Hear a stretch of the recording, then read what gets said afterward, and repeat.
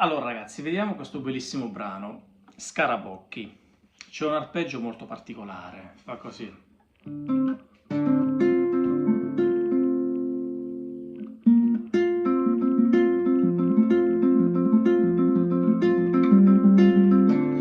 Ora, per chi è più bravino posso insegnare a fare l'arpeggio, altrimenti lasciamo così, facciamo solo gli accordi. Mettete mi piace, un commento.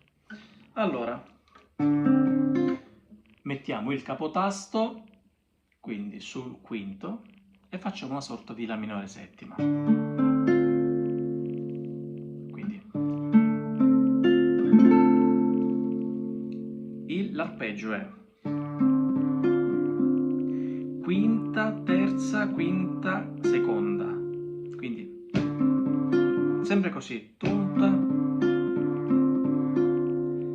Poi cambiamo accordo, qui lasciamo sempre l'indice sulla seconda corda, mettiamo qui sul 3, quarta corda e facciamo lo stesso arpeggio. Però partiamo dalla quarta corda. E poi andiamo sul Do. Ripeto. La minore.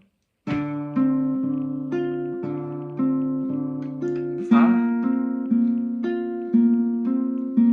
Do. L'ultima. Prendi il Re. Quindi da dove diventa Re? Ma voi potete guardare la rallent, quindi insomma potete farla e insomma studiarla bene, quindi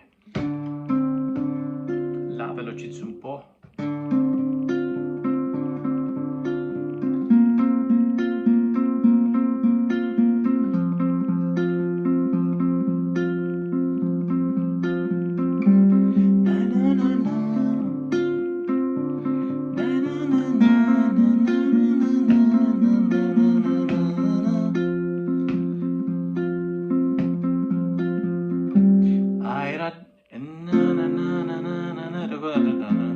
Che non porta nana fa nana sol nana la minore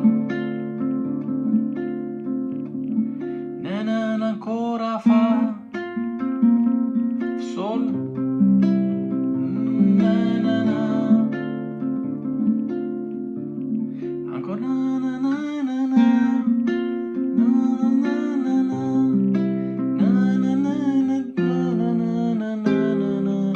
faccio questo, ma in realtà lo rimane là.